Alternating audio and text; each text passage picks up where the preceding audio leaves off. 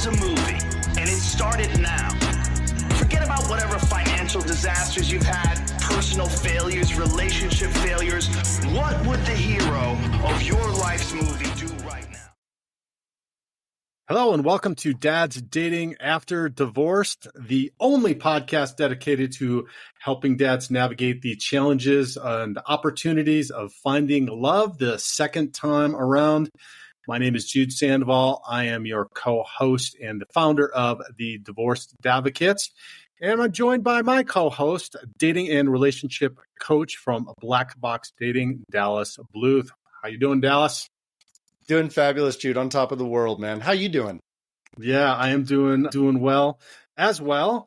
I'm excited to talk about this topic. It's kind of dear to me, and I think really in the divorce journey, this can and you might say should be one of the first things that dads should tackle, but often get wrong, if you will. And what we're talking about is style, right? And we've titled the episode loosely, like we kind of work with episodes ideas and what it shouldn't matter, but it does. Men's style, right? And I think it's something that all guys kind of innately know, especially when we're single, right? It kind of makes a little more sense. We pay a little more attention, and maybe as we get older, we want to be more valued for our character and our humor and our loyalty and all of that. And then we get into dad mode, et cetera. And so the presentation thing might fall off. Right. And then now we're back in the scene again and really needing to pay attention to that, because what our outside is saying has a reflection on what's going on in our inside, right? So from the dadvocate perspective, if you will, it's not just about dating. It's really about rebuilding your self-worth after you've taken a hit. Because let's not lie about this. After a divorce and the end of a relationship, your self-confidence, things like everything's thrown into chaos, and your self-worth may have taken a hit. I know it definitely did. It did for me. So I don't really look at this as kind of a superfluous thing. I look at this as foundational work, and kind of easier foundational work than maybe some of the mental, emotional foundational work that we've talked about in past episodes, and we're definitely going to be talking about a lot. But something that is, kind of like a quick help, if you will. Now, I don't want to say quick fix, because there are no quick fixes, but something that you can get going on pretty quickly. So, yeah. The packaging that you bring to a date and to the world is so impactful. It is so real. And I've talked to particularly a number of older men, and they said, I wish I had learned earlier how much women appreciate it when a man dresses well. When a man shows up and he's well groomed, when he puts thought and effort into how he presents himself, women respond to that immensely. And, I just got to say this, Jude, like, I remember the first time we met and we had coffee. I was like, damn, this guy looks sharp. Like you had on the nice dress shirt, you had, a little bit of accessories, but not too much. And, I was showing up with my standard, sort of uniform t-shirt for my business. And I was just like, wow, yeah, okay. And my first impression of you was that you were impressive. We hadn't really exchanged any words yet. We hadn't talked before we met, but that was my first impression of you. And I have to say, if you had been dressed differently, there would have been not like a hole to dig out of, but there would have been a shift that would have had to happen for me to really feel like we connected the way that we did. But when you brought your best to the encounter with another guy, we're not on a date, it really made the difference. Yeah. Well, thanks for that. And I remember you saying, do you always look like this? And I'm like, well, yeah, kind of. I mean, and it's funny because so whether or not you recognize this consciously, so we're in a business setting, right? We're coming to talk about, hey, how do we collaborate together? And this is before we started down this road and doing this, but just the first initial meeting. But whether you consciously know it or not, that there is a judgment that takes place in your subconscious with somebody, and then you've got to work from there. Like you said, I would have had to dug out of a hole if I showed up looking like a schlub, and because you're probably not going to take this seriously for a myriad of different reasons. And so, and it, I wasn't in a suit or a 3-piece suit or anything like that. I just had, just cleaned up and dressed like I normally do and looked presentable and done a few things. And in my eyes, the word is you look sharp. You look put together. And thank you. And the thing is, when I look at you and I don't know you, and we do this with every single person, we have to summarize and sort of categorize people. We have to kind of go, what kind of a person are they? And the way that you show up and the way that you dress, it will immediately categorize people. It's so deeply ingrained. We oftentimes ignore it. If you see somebody in skater pants and shoes, we just put them in a certain category. We don't really judge them as good or bad. We just say they're that kind of person. When you see somebody who shows up in a 3-piece suit, I would have put you in a different category. Right. But you showed up looking the way that you did, and you clicked into the category. And I think it matched the category that you wanted to be seen in. It was congruent with how you wanted to be perceived in the world. What you tell me, did that? Right. Yeah, no, exactly. And I was going to make that point about you, because I think we have different styles, right? But you, and you said I showed up in my normal, what I'm a dating and relationship coach style, but you looked good. You while you had a t-shirt on, it was a nice t-shirt. It was a pressed t-shirt. You were groomed well. Your jeans looked like all of that had an impact. And you could take that. It could have been the same with somebody that's got their 15-year-old graphic tee on and baggy jeans that are hanging, with their boxers. Like that's the same exact clothing articles. Just you look terrific because you did it in a way that is meaningful. I think that's important for guys to recognize. Now, let's talk a little bit about why it's so critical for dads re-entering the world, the dating world, to do this. Obviously, the first one. I've kind of broken this down a little bit. I think there's 4 different areas. We talked about your career, where we just kind of led in with the career, but this podcast is about dating, and that is obviously a big one too. Kind of the thing I hear from women oftentimes, and you said it, and you just said it too, is that like they don't see that they've made an effort to do something, and I think that effort is kind of the one underlying part. If you're not looking good, that not only your potential romantic partner will see, but also your boss or your colleagues are going to see, also your kids. So that's the third part, I think, why it's important, is because your kids are watching you as well. And then also, like I alluded to in the beginning, is yourself, as far as how you feel about yourself and your confidence. So there's those are the 4 whys that I see around why it's important, and then the effort. Yep. Yeah, I completely agree. The effort that we put into presenting ourselves, I'm going to speak to the side with women. They definitely feel that when a woman goes on a date and she doesn't know a man, there are lots and lots of questions, lots of open-ended question marks in their mind that they're wondering about with this man. And one of the biggest question marks is this guy the kind of guy that makes an effort and brings energy to the table? Is he going to contribute? Is he going to pull this wagon down the road? Or is he going to be kind of lazy and just kind of coasting along as long as he gets whatever it is that he wants out of it? And when a guy shows up and he shows that he makes the effort, and it's not just for the date, it's not just for the woman, he's the kind of guy that makes that effort over and over again, that's going to naturally attract women because they can feel that they can count on him to not be passive, not be lazy, and not be complacent in the relationship, because he's being that way in his own life. You take that and you apply it to the example you have with children, and you take that obviously into the workforce. That's definitely going to help you in your career. And most importantly, when you've had this destructive moment in your life, or long extended moment of divorce, we have to communicate to ourselves that we are going to get back up on the horse and that we are going to make the effort to go in the direction that we want to go.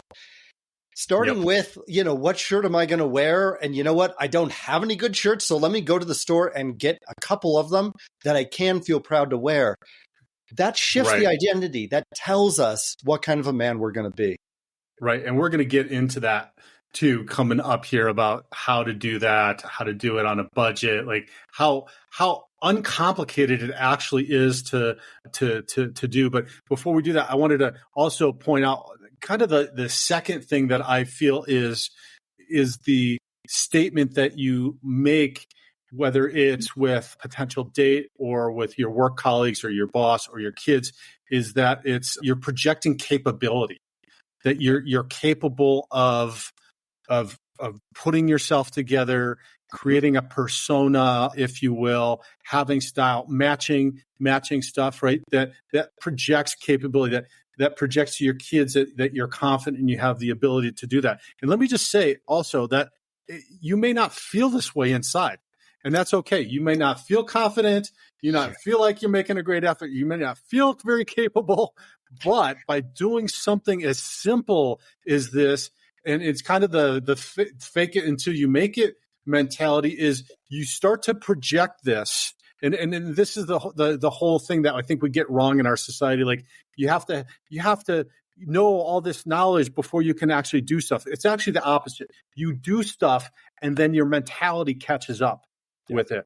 Right. Yeah. And then you start to believe that, hey, I do make an effort. Okay. And I am a good dad and I'm a catch and I have the capabilities to do this. And then it starts to build your self-confidence. Yeah. And the fake it till you make it component, we all experience that continually, especially if we're stretching into a larger world than we're just really born into and comfortable with. Probably the best tool for this is a full-length mirror. A lot of guys don't have a full-length mirror to look at themselves in, because I feel this all the time, every day. There's an internal view of how I look in, my style and my presentation. And then when I look in the mirror, I see something that sometimes it lines up, but a lot of times it doesn't. For example, a lot of times I put on a sports coat and on the inside, it feels like I'm a poser. It feels like I'm trying too hard. But I look in the mirror and I think, no, that looks really good. That looks really well prepared. And so there's this slow realignment of the external appearances and the internal perception that we have of each other. And as just a practical tool, use a full-length mirror to see, how does this guy look? And then you check in with yourself on the inside, and how does this guy feel? Okay, I think that's a great segue into the how, right? Like our practical toolkit, if you will, of how to do this. Number one, get a full length mirror, right? Yeah. That's and that's I didn't even think about that. I think maybe because I've had a full length mirror my whole life, but that's a great point, because I feel like we don't, and so I'll be upfront. You were very kind with your compliments and opening about how I look. That was not me after divorce. That wasn't me during like my marriage either, right? I was the cargo pants or the cargo shorts and the polo shirt that was like awful striped or whatever, and like sleeveless sweaters and just a train wreck of a mess with the pleated like beige pants, khaki pants or whatever. And not that there's any, like, there is a way that you can do all of those things. Yes. And look good. I was not doing any of those things and looking good. Right. So let me just jump in to that one point. There is style, which means you're putting intentionality and effort into what you're doing. And then there are different styles. Pleated khaki pants is one style. Three-piece suits, that's another style. Cargo shorts and polos, that's a style. When you're going to the 4th of July pool party, cargo pants and a polo shirt are appropriate. It's one, realizing that you have one or maybe multiple styles that you like to do, and then having style enough to wear it well, to do it well. I just had to jump in case you're being but I have a question. Yeah. So you had we'll call it the cargo pants version of Jude, and then we have the dress shirt version that you have now. Can you tell me, like, for everybody listening, a quick snapshot of how did you feel emotionally when you were wearing cargo pants versus how you feel emotionally dressed now? Like, give us the 2 time capsules of those two points in your life.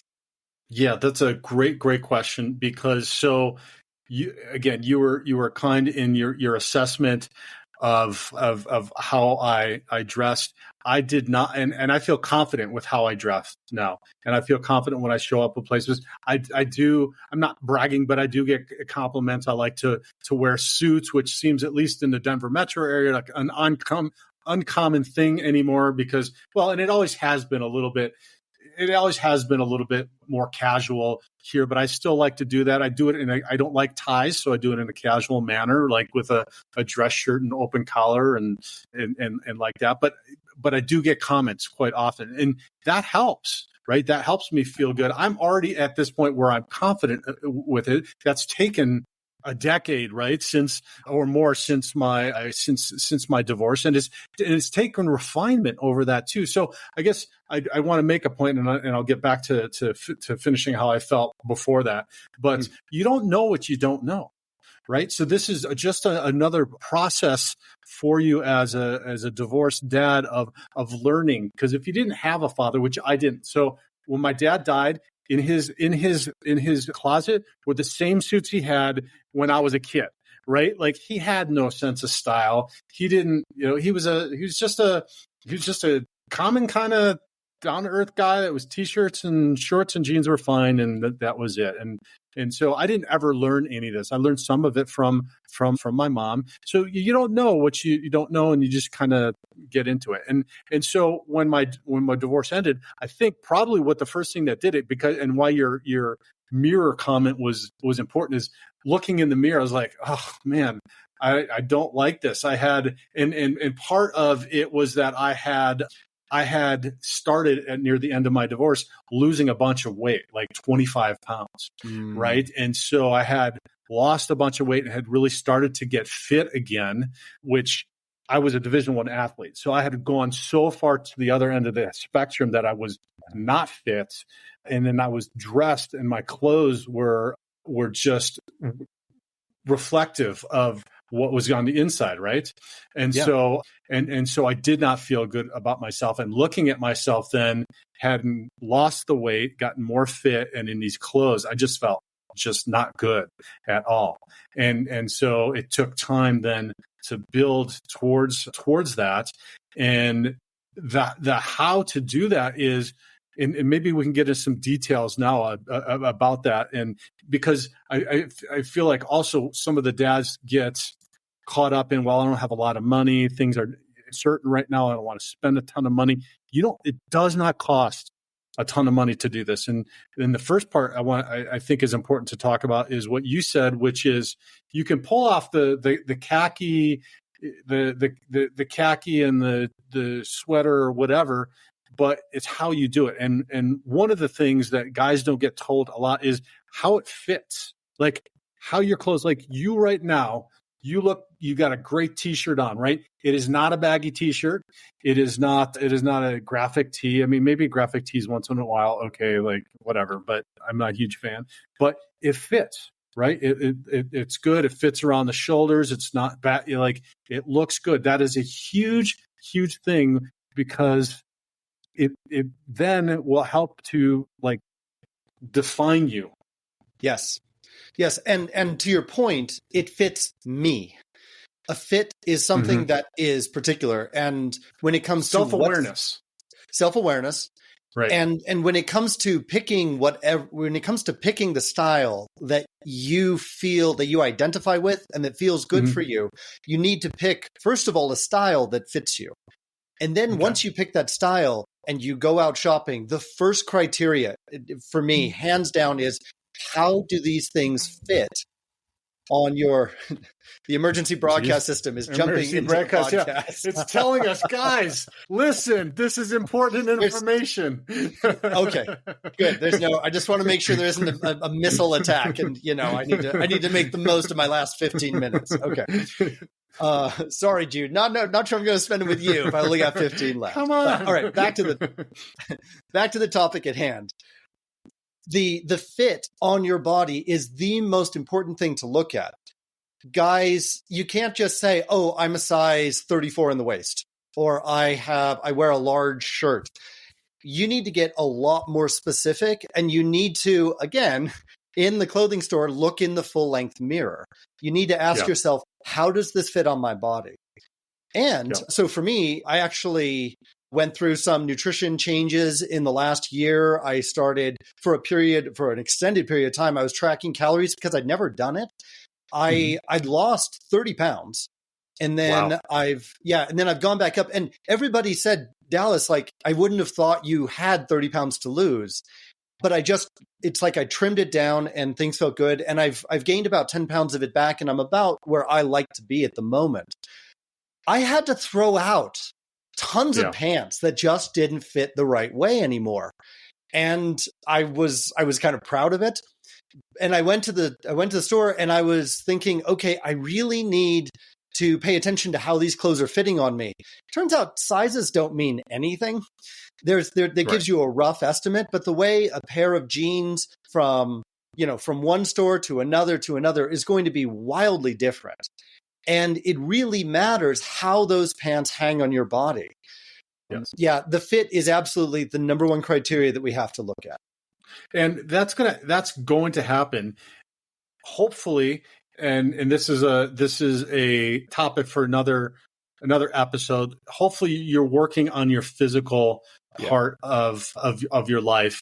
It's another thing that is kind of a quick hit that you can do, that you can control in this challenging situation. And that's another thing that we can talk about or just allude to. At least you don't have a lot of control about what's happening during your divorce or maybe even post-divorce a little bit. But what you can control is you can control how you look and how you show up. Another thing is you can control your physical fitness and how much effort you're putting into that. So you talked about you shedding pounds as well. I did the same thing and trying to get myself back to a place that I felt comfortable. But just know that that's also going to fluctuate, guys, and that's okay. Like you said, you were up. I'm up about 10 pounds from where I feel really, really comfortable. I'm down 10 from just a year ago where I was up 20, which this happens to all of us in seasons of our lives. You get busy with kids or work, or you just stop paying attention. You don't go to the gym, whatever. That's okay. But you can still adjust. I've done the same thing. I've had I try not to throw away. I try to use them to motivate me to get back to what I might need to. But you can go out and you can buy new stuff. Stuff does fit, like you said, like the Lucky jeans to the Levi jeans are complete. They fit completely different. So don't get tied into a 32 or 36 or 42 chest or whatever it is. Just find whatever fits. And let's talk about, okay, so like you might think, oh, geez, Jude, Dallas, this is expensive. Like I'm going to be throwing stuff away. Oh my gosh, some more important stuff. Now I don't even know where that one's coming from. All right, maybe it'll stop, but are you not getting one on your end? I don't know where this is coming from. Anyway, no, my phone. I mean, I have is that coming through your phone? Is that where it's coming through? The first one came through my phone, and the second one I have maybe through my Alexa. Who knows? Anyway, It's just an alarm, guys, to be paying attention to what we're saying here because it's important information. But wake up, this is important. Yeah. But and it is. It's not expensive to do this. Okay, so let's talk about a couple of ways that you can do this, that it is affordable in doing. And in a couple of ways that I've found is one, thrift stores. Thrift stores are a great place, and you'd be amazed the quality of stuff that people just give away. And now the positive to that is it's going to be inexpensive, like a quarter. Like you can find some amazing, nice stuff that I've found at thrift stores that are just hundreds of dollars. You'd just be amazed. The downside is it takes a lot more efforts to sift through and sort through that stuff, but you can find stuff that is nice, that is quality, and does fit you. And they have full-length mirrors at most of the thrift stores, so you can securely bolted to the wall so that no one can walk away with it. Yeah. Yes, exactly. And so that's one of them. And I'll give you my other, and then I'll ask you for some more of your pearls. The other is discount stores like TJ Maxx or Ross or some of them. They might not be the exact hippest, newest style because, the fashion industry goes on. They find something new every year and it's the cool thing. And then everybody's got to buy it and do it. And if you don't care about that, like I don't as much, and I kind of get into my own little style. It's not based upon what's coming out any given year. You can find really, really reasonably priced, and it's new. So you don't have that stigma about somebody else may have worn it. It's not going to be as inexpensive as a thrift store, and you're still going to have to maybe sort through. It's a little bit easier, but they're going to be maybe even newer fashions there, but it will be new, it will be inexpensive, and it'll be relatively easier than a thrift store to go through. So those are my kind of hacks, if you will, to finding stuff that fits and that is quality that you're going to be able to wear for a good period of time. What are yours? Yeah, those are fabulous. And those are two that I definitely have drawn on a lot myself. Yeah, I had a dress shirt. Well, let me say, when you go and do this, bring a woman with you whenever possible. They will give you... Or another guy who knows style. Or another guy who knows style. Yeah. Because I know a lot of women have no style. Start commenting and asking Jude to go with you, because while he says his little old style, or however you just said it, so not true, man. You are a sharp dresser. You look good. So yeah, everybody, fill up Jude's inbox, ask him to go shopping with you. There we go. It's my new side business. Thanks. Yeah. Having somebody come with you can give you a different perspective. Sometimes they'll pull things off the rack for you to try that might be outside of your comfort zone. And then you put it on. And again, the running image for this whole episode apparently is full-length mirror. You look at yourself in that shirt and you're like, actually, I'm surprised. I actually like the way this looks. But when it comes to saving money, I have, one of my favorite sort of evening shirts is a Mark Anthony shirt. I think I looked it up. It's like $200. I paid $6 for it, I think. Yeah. You can get amazing deals. Mm-hmm. But you are spending a little more time. But here's the trick, guys. You have to spend the time anyway to develop your sense of style. You have to spend the time anyway to see how well does this fit. It fits in the shoulders, but it doesn't fit around the midsection. It fits in, the length is too long or it's too short. And the thing that's very interesting is the brand name maybe sometimes can tell you what the fit is going to be like, maybe, but when it comes to finding the right fit on your body, that is brand independent for the most part. Exactly. You're gonna have to. I go to, my favorite discount store to go to is actually Ross, and it's panning for gold. I will take literally 12 shirts with me to the back, and I will maybe keep one of them. Most of them don't fit even remotely well, and I will go through a lot of shirts, and sometimes I'll be there for a couple of hours. I don't do this very often, but when I do it, I go ahead and do it, and I try on lots of shirts, and I come out with maybe 4 or 5 that I feel fit me relatively well. And then from that fit, I will take a look at which ones actually give me the look that I'm looking for, that I feel the best in. I use both of those. Can I use a point about that real quick? Sure. Because I know lots of guys are going, oh, geez, come on. I got to go for like 2 hours and go shopping.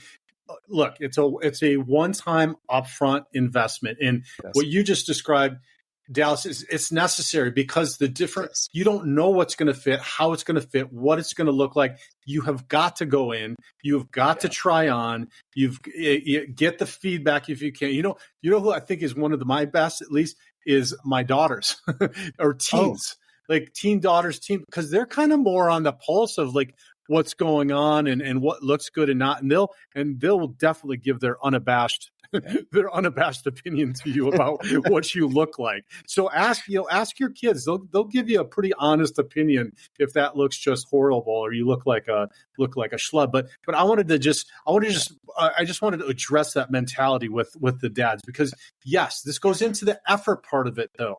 So it's going to take a couple of hours, maybe over a few months or 6 months or 9 months to refine you every 3 or 6 months, whatever, to refine this to a point where you feel good. But that effort will then show through. And it's only a couple of hours of effort, right? Yeah. And then it shows through. And we're going to talk about a little bit about how that shows through on how to do this with different dates, et cetera, coming up here in a little bit. But you've got to do it. You've got to do what Dallas described and just carve out the time. Yeah. So to reinforce what you're saying, everything of value comes at a price. If you want to look good, and that is value on a date, that is value in the job force, that is value with yourself, that's value in the example you set with children. All of that value comes at a price. The price is you have to sift through and find out what actually looks good.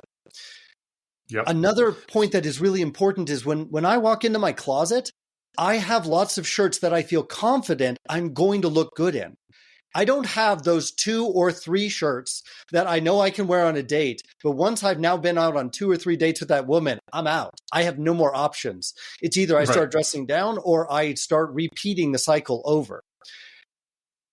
We want to have an abundance of good options that we feel good in, we look good in, that fit our personality. Gentlemen, there is money involved, but honestly, the time involved in finding what really works for you, that's the bigger expense, really. And okay, you don't want to do it. Guys are like, and this comes back to, to the original idea of it shouldn't matter, but it does. Guys want to tell ourselves, and we do tell ourselves a narrative that this doesn't really matter. It's like people just accept me. This is functional. On one level, that's true, but really, guys, you are shrinking your impact on the world, and in a dating sense, you are massively shrinking your dating pool if you look at clothing and style as merely a functional component. Women are going to be way more impressed, and they are going to want to dress better for a man that's bringing something more attractive to the table. Yeah. And I like the fact that you stated you're minimizing your impact on the world, because it's just not dating. It's your professional life. Like we talked earlier, professional life, what you're modeling for your kids, that it has an impact too. They see that you look good, that people take notice of you, that completely changes your dynamic of how you function in the world, how you function in your family, with your kids. Leadership, it goes to leadership. This is truly foundational, gentlemen. And you might think, oh, that's really an overstatement. It is not an overstatement. It can have such an impact. So I wanted to add on to what you said, because that was perfect. It has a larger impact than just dating and just romantic. But I mean, that there's that benefit too. Let's talk about what I feel is like one other practical kind of toolkit thing.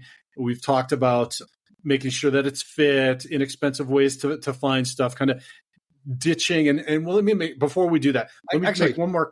Okay, can I make one more comment about it was the third point about saving money? Yeah.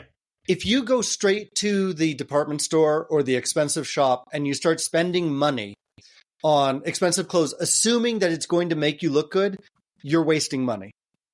Yeah. You want to learn how to do this at the chain discount stores, at the thrift stores. You want to get some practice in and find out what looks good on you, so that when you do go to the higher end store, you have that trained, you have an eye for it.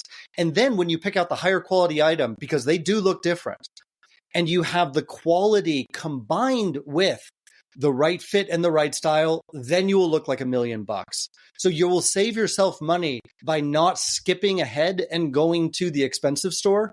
Learn the skill first, and then take that skill and spend a little more money on a pair of pants that make your ass look amazing.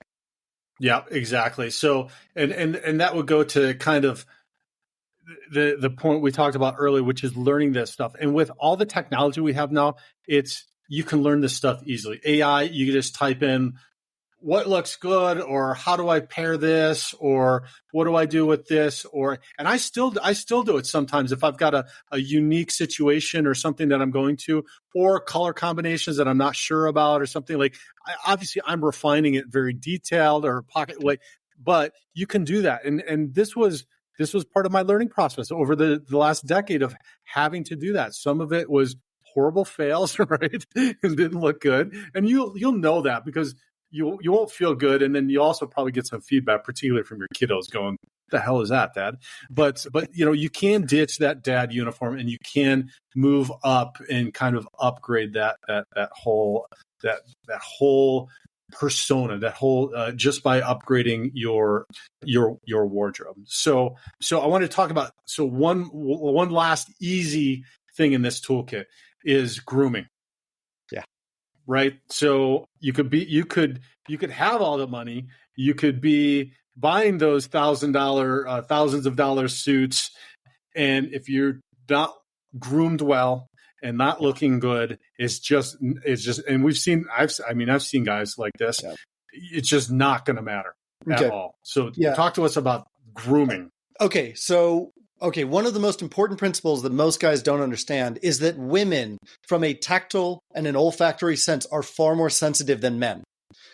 So the way that you smell, a woman will be highly sensitive to. We're talking about pheromones, but we're also talking about, did you wash yourself well and put on the right amount of deodorant so that you smell good? Because when a woman is attracted to a man and she wants to get close, it's not just about the loins. It's not just about the sexual part. It's a total body experience. Smelling you is part of that. Same thing with, whatever your facial hair situation is, make it look intentional. Make it look like you put effort into it. Don't be a sloppy version of it. You can have a beard. You can have a clean shaven. You can have a goatee. You can do whatever feels right to you, but make it look like you put effort into it and that you are one of the best examples of that style. Another one is men's skin. Guys, most of us are like, I don't moisturize. I'm not going to, put anything on it. At the very least, before you go on a date, put some lotion on your hands at the very least, because the last thing you want is to find that your cracked, dry skin is catching on her silky top as you lead her through the door. She doesn't want her shirt that cost her $130 to get messed up by your rough, calloused hands. She does not want that. She wants to feel your strong hands on her appropriately, but she doesn't want to feel that she's getting cut up, nicked up, and all of the things that she's put into herself are being damaged because your hands are on her. That's the opposite effect. You want her, when you touch her, for her to go, oh, wow, I want that touch again. That's the effect that you want to have.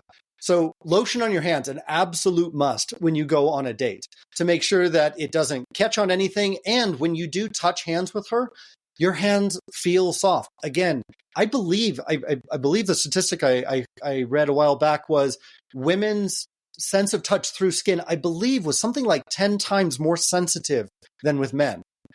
This goes into the whole bedroom scene and sex and all of that. There's tons and tons to be said on another episode.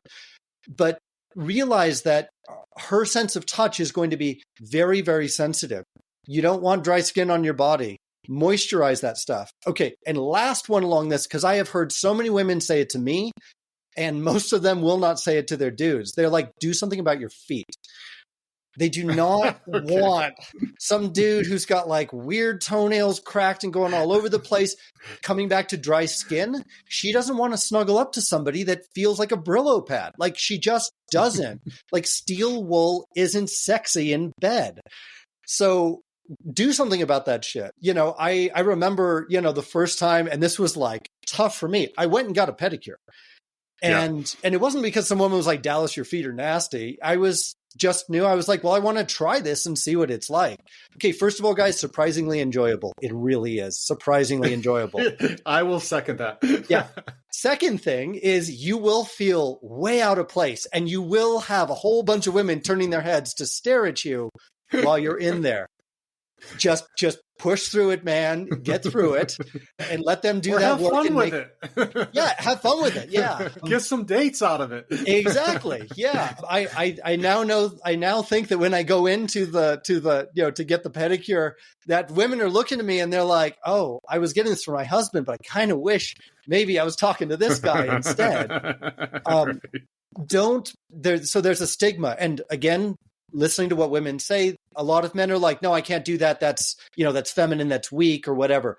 Guys, it's not. One of my interesting fun facts that I learned about this was when you look at the military has a very strict dress code and a very strict grooming code. That is part of the culture. People don't go into the military and just kind of look however they want. They don't look disheveled, not in the way and not in what they wear and not in how they groom themselves. The military has a very strict dress code. It is masculine to take care of your body and put your house in order physically. It is incredibly masculine. Look to the military. You can go back in history. I forgot there was this one group. I think it was in the time of antiquity. They were, I think, called the well-groomed warriors, something like that. And they found excavations of like grooming kits with these soldiers that were like for their nails and, for their hair. And they would literally grooming themselves. And I believe there are written accounts of how attractive these men were that were about to like come in and kick your butt, in combat. There is no correlation between being unkempt and being masculine. It is ridiculous. Actually, I would say over history, it would be the opposite. That well-groomed kind of that cosmopolitan gentleman is more reflective of a masculine nature. It just seems in our current society that it shows effort. Kind of when you are well-groomed and well-dressed, it shows effort, and nothing is more masculine than putting in effort. It's that simple. Well, and let's talk about the mentality around. Well, first, actually, I want to add one thing. I'm glad you went to the feet thing because I have kind of a foot thing with women. So I always want mine to look nice too. Lead by example, man. Lead by example. Yeah, and that's a refinement. And actually, that's gonna take me into us talking about footwear next, because I think that's another easy one. But I wanted to add that everything that you just said is inexpensive. Moisturizer, nail clippers, like that's not perfume, right? You can go to Ross or TJ Maxx, you get it discounted. You don't have to go to the store and buy it for $200 a bottle. You can go get something for $20, $30, $50 if you want to spend a lot. That's discounted, same as the clothes. That'll last you for an entire year, and you're going to smell tremendous as well. And then the other thing is pay for a haircut.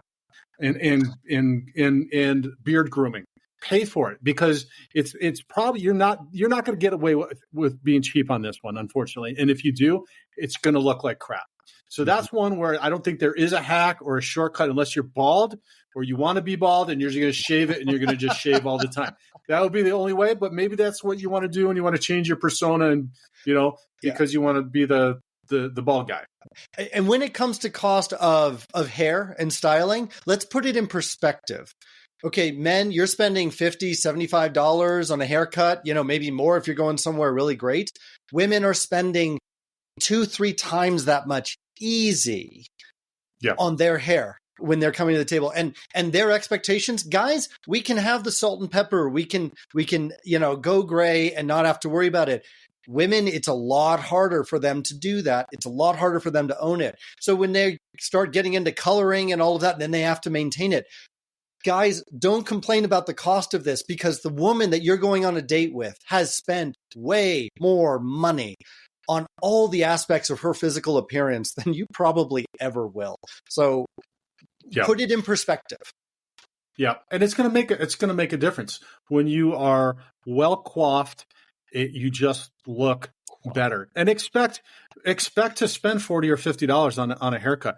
A good barber or a stylist is going to charge that much, but it's going to be well worth it.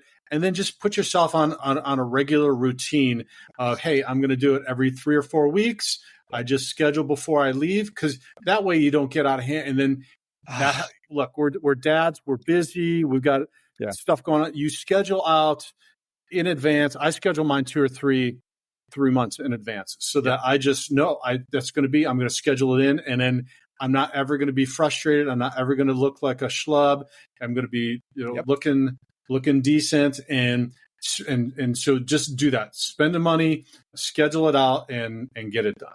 Yeah. So, budget it. I mean, budget. Yeah. Yeah. It's basically, it's like I'm spending $50 a month on a haircut. I also go, I believe it's once a month. I go and get a haircut.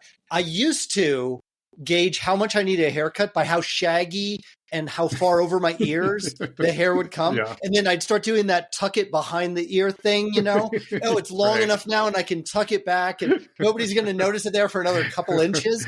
I mean, how much money am I really saving here, by avoiding the haircut? But a lot of times, like you said, it was actually more of a logistical thing, as I didn't want to call up, make the appointment and all of that. It's on auto pay at this point, It's on the calendar, the payment comes out and I go and do it. And I love it because it maintains a certain baseline. I know this is slightly off topic, but I'm just going to throw this in the same category. Cleaning ladies. Guys, I know this is not grooming on your body, but it's basically grooming your environment. Okay. Go ahead and work towards, unless you love cleaning, and I don't know anybody, man or woman, that loves cleaning. Unless you love cleaning, get a regular service in the budget, scheduled, coming in, doing it regularly, so that when you do have a date that's coming home, you don't have to wonder if the toilet looks nasty, if there's toothpaste all over the sink, if, the dishes, have been piled up, and you don't have to worry about that. You're maintaining a certain baseline of cleanliness, and grooming essentially is cleanliness. And let me dive one level deeper here on the grooming. So one of the absolute fundamental building blocks of a woman's engagement with a man is how safe does she feel with that man? She is more sensitive in her skin and all kinds of things like that we already covered. Another area that she is also more sensitive in is her body is more susceptible to disease than a man's body. So women are far more skeevy than men are. If things are not clean, if things are not well groomed, she's going to be like, what's maybe growing down there? If you like a woman going down on you, groom yourself and make it clear that everything is clean and neat and tidy. If you look at any GQ magazine, if you look at, interior design, all of it is sanitary. It is clean. It's the sort of environment where a woman walks into and says, oh, I want to take off my clothes because I'm comfortable here. Nothing's going to happen to me. If she comes into your place, or she starts, getting involved with your body, and she's wondering, well, I don't know if I might catch something because I don't know how much she washes, or I don't know what else has been on this couch, or when was the last time these sheets were changed, that's a turnoff. Women have a higher level of sensitivity, and it's than men do. And it comes from a need to be safe. Women's bodies, they can pick up all kinds of weird stuff. They're, UTIs, yeast infections, like all that stuff for them is something they deal with on a daily basis. We never even think about this as a guy. It's like, I don't wonder if I'm going to pick something up and it's going to be weird. Women live with this every single day. Your grooming is step one in them feeling safe, exposing their bodies to you. Yeah, I agree 100%. And I would just maybe reframe that as you're projecting a level of health and vitality. Yes. Right. That she's going to feel comfortable with, and she's going to feel safe with, and then she's going to be incredibly drawn to you, right? She's going to be like a magnet to you. So not only are you showing effort, not only you're showing capability, you're showing health, you're showing vitality, all masculine traits that feminine women are very, very attracted to. Yeah. So absolutely. All right, let's talk about I wasn't going to talk about, but I'm a shoe guy. I like shoes. So I was gonna purposely leave it out because I'm thinking, all right, just because it's my fetish doesn't mean that we should. But it is a very easy, inexpensive way. You talked about accessories, right? I would put shoes into the accessory category, right? Yeah. I like jewelry. I like chains and bracelets, and I've got mine on and rings and stuff like that. But not everybody does. Shoes are a very inexpensive, easy way to complement, highlight, peacocking. Maybe we can talk about this also in the context of peacocking and what that is and why that's important too. Yeah. So, well, let's talk about peacocking first, actually. Okay. So for those who aren't familiar with the term, peacocking was, I don't know that it was coined by the pickup artist community, but it definitely became popularized by the pickup artist community. Peacocking is wearing something that is highly recognizable, like a big feather boa around your neck, some crazy top hat, some wild jacket with sequins. These would be extreme forms of peacocking. What peacocking does, too, is two main things come to mind. The first one is it draws attention to you so you don't blend in with the pavement. You stand out, women and men notice you. That's the first thing. The second thing, which is more subtle that a lot of people don't notice, is that peacocking gives people something to talk about and engage with you about. Like, dude, right, that is an awesome jacket. I've never seen so many flippin' sequins in one place at one time, or whatever it is. And peacocking also shows a certain level of confidence because you're able to wear bold colors. You're able to wear things that are outside the norm. It's also a demonstration of confidence. There's a dark side to that where you're trying too hard and you're just attention seeking. It gets more complicated. But to dial it back down to a sense of just good style, when you're dressed well, that gives a woman something to compliment you on. It gives her a reason to talk to you. I've been out several times, and when I wear a sports coat, a woman, all she has to say is, I love the jacket. Because there are no other dudes wearing a jacket. It becomes a conversation piece, and it's something easy for her to step into. If you're wearing a nice pair of shoes, and it shows, and they're like well polished, and that's one of the things, is maintaining these things and make sure they look good. Yeah. You're giving the woman material. You know, on our side, as a guy, we usually think, well, you know, I want to approach this woman. What do I talk about? You know, what do I do? We can go into that another time. There's definitely very basic things you can do to make that happen. Women have the same struggle. Women don't know necessarily how to engage with a man, either out of the blue that they're attracted to, or talking with him and he seems nice. And you've sort of covered that conversation. Looking sharp is a way for her to be able to genuinely engage with you in a way that that a lot of women are sensitive to, and two, in a way that feels genuine to her and she can give something back. Again, I don't know if you can call it peacocking at that point, but dressing really well and looking sharp is a mild, like dialed in, well-adjusted form of peacocking, I'd say.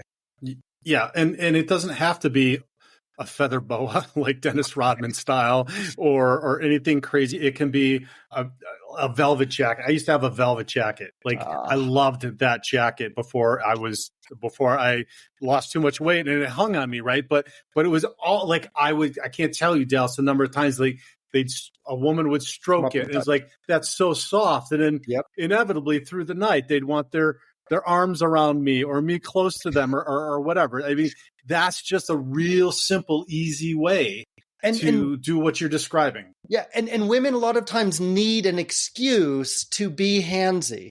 You know, I'm not touching you, Jude. I'm touching your jacket. No. Exactly. I have an out here. No. I'm not that kind of woman, but this jacket, I just have to keep admiring it. Yeah. I have a microfiber shirt that every time I wear it, I have that experience. Somebody touches it and they're like, oh my gosh. And they have to touch it a whole bunch more. Guys, go ahead and wear things that women like tactily. I bought this last spring a suede jacket from Banana Republic, the most beautiful suede jacket I've ever seen. And when I touch it, it just blows my mind. I can't imagine how soft it is. Now, imagine what that feels like to a woman whose sense of touch is multiple times more sensitive than yours. And you wear that jacket. You became sort of the softest animal at the zoo that every woman wants to put their hands on and keep petting. Guys, it's making it easy for her to open up. It's making it easy for her to get comfortable with you physically. Do we need to spell out where this is going? I think it's clear. Yeah, exactly. Banana Republic is one of my favorite brands. You can find those in the thrift stores a ton, and it's great. Or you can find them used online. Another place I failed to mention was online, eBay. You can find the challenges is finding stuff. You got to know exactly the fit, et cetera. But stuff like jackets and stuff like that. I've got actually 2 leather Banana Republic jackets too, and they're just beautiful. I love them. I've had them for years. But commenting also on the shoes and finding shoes there again, it does not have to be expensive. Shoes can be very expensive, and a high quality pair of shoes will last you much longer. It is truly one of those you get what you pay for. That's not always the way in fashion, especially with, I would say, shirts and pants and jeans and other stuff. But shoes really, really are. If they're well made, they're going to last you for years and years. And if you maintain those, so guys, that's another. Dallas alluded to it, but it's when you buy a nice car, you got to maintain it for it to look nice. You got to do the same thing with your clothes. You got to wash them the right way. You got to press them or take them to a dry cleaner to get them done. You got to take care of your shoes. It's an investment. You know, so there is some effort, but again, that goes back to, it shows that you have your effort, you have the capabilities to do that. These are all subconscious things, guys, that we're talking about here that are happening, that you are making a huge impact and change from the outside in here, and it will make a huge difference. So the shoes, you can shop sales at department stores. I think I picked up some Chelsea boots for like $20 about 6 months ago. I bought 2 pair. Like I bought one in 2 different colors, right? So because it was a sale, and they do this stuff off the app. If you buy it off the app, it's 50% off or whatever. I'm like, hell yeah. I love this. So and if it's on your radar, guys, you can start watching for this. Like I just got an email from Macy's because I like get their emails and stuff, and so you can kind of passively pay attention to this stuff. Just make it part of your repertoire to pay attention and start to refine this. So dads dating after divorce. I want to put out a challenge here now, Dallas, for the dads listening on this, because I think it's so important. And I'm going to call it the first date audit. So you're getting ready to, your first date audit, guys. I want you to go into your closet and pull together what you would wear on a first date tonight. Okay. And you're going to lay that out on your bed. The pants, the shirt, the shoes, maybe jacket, depending on what you've and the socks. And the socks. Need to either match the shoes or the pants if you're dressing up at all. And the belt. That should match the shoes, right? Yep. And then I want you to look at it objectively. Maybe even put it on and get in front of that full-length mirror, like Dallas says. And I want you to ask yourself, do you feel confident? Or do I look confident? Do I feel confident? Does it fit? Is it clean? Is it wrinkle-free? Mm-hmm. And I want you to be honest with yourself. And if you're not being honest with yourself, go get your kids. And then ask them this question: do I look good in this? Right? Does it fit me? Is it clean? Is it wrinkle free? And then they're going to give you the honest truth. Okay, so do that. And if the answer is no, Jude, can I add to that? And I'm just this one thing. These are not yes or no questions. Give yourself either a 1 to 5 or a 1 to 10 rating. How clean is this? How well does it fit? It's not just a yes or no. And ask your kids also, give me a score from 1 to 10. Because they're going to say, yeah, it looks fine. And they mean it's 4 out of 10. No. Make it get 1 to 10 ratings. Please continue. I like that. Yeah, no. That's an even better way to do it for sure. So so do that. And then so depending on where you're at on that scale, or if any of the answers are no, I don't feel confident, your first mission is this. It is to go out and build one single first date outfit that makes you feel like $1 million. Just one. Go out, do everything that we just described in this podcast, and from the clothing perspective, and build that first one, and then start from there. Yep. Cool. Everybody's got awesome, awesome advice. Yeah. Yep. So it's our challenge. Hey, and give us feedback. Send us an email at jude@thedivorcedadvocate.com, or wait, our show's email is dadsdatingafterdivorce@gmail.com. So send it to that one. You can send it to the other one too. That's my other one. But dadsdatingafterdivorce@gmail.com. Let us know. Send us pictures. I mean, we'll put your pictures up, guys, of your newest first date outfit up on Instagram, up on like wherever you want. We'll put, maybe you'll get a date. I mean, maybe you'll find your next romantic partner. So send it. We want to hear this. We want to hear this feedback from you guys. So just, guys, remember the journey. It starts with you. This is a time where for something that you can control, you're rebuilding yourself with confidence from the outside in, like we said. So take control of that first impression. That right outfit doesn't get you the relationship, but it opens the door so you can walk through it and you can start the process. So, Dallas, wrap us up. Yeah, I mean, just to echo what you're saying, if you're trying to put together a first date good-looking outfit because you don't have one, it's going to feel really, really hard. Because the first time you do anything, it's going to feel really hard. Stick through it, push through it, and get there. It'll be easier when you go and get that second outfit, that third outfit. It'll get easier over time. And it won't get you the relationship, but it will give you more options. Women are attracted to men who make the effort, and effort is work, guys. So when you make the effort, you make the work, and you do the work, and you show up looking better, you're going to have more options with women. There's no question about it. And to your point, Jude, again, this is not just for dating. This is going to impact your professional life. This is going to impact your identity with yourself. And probably even the most important, you're setting an example and a tone for your kids on what a self-respecting dad looks like, what he feels like, what it's like to be in there. And when you invite them to give them your feedback, you're also showing them you're modeling vulnerability. You're modeling the fact that you want input and feedback from other people. You don't have all the answers. You're always learning. That's also part of what you want to be modeling. Yep. Perfect. Absolutely. All right. Dallas, where can the dads listening get in touch with you to talk more about this or anything else about dating and relationships? Blackboxdating.com. Drop onto the website. You can see all my social media channels. You can jump on the coaching program that I'm doing every week with guys here in the Denver area and around the world. And yeah, that's where you want to find me. Jude, same question to you. How do guys know more about what you do? Yep, gentlemen, check out thedivorcedadvocate.com. We actually do have a couple of podcast episodes where I brought a stylist in to talk about some of this stuff from the environments like you talked about and how to create that, as well as also how to do your personal grooming, et cetera. So we've got a couple of episodes on the Divorced Advocate podcast on that, but it's also something that we talk about in the community a little bit as well. So we've got all kinds of resources for you there, divorced dads or divorcing dads or contemplating divorce dads at thedivorcedadvocate.com. Anywhere you're at in this divorce thought process, it's a crazy world. It's a crazy environment. World. Yeah.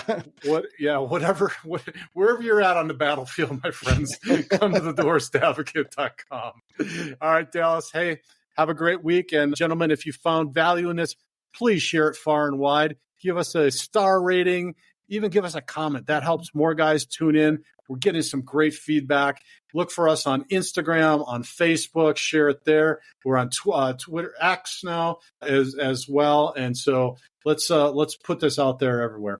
Absolutely. Thank you so much, Jude. Always a pleasure. I'll catch you next week. Be the hero of your own movie.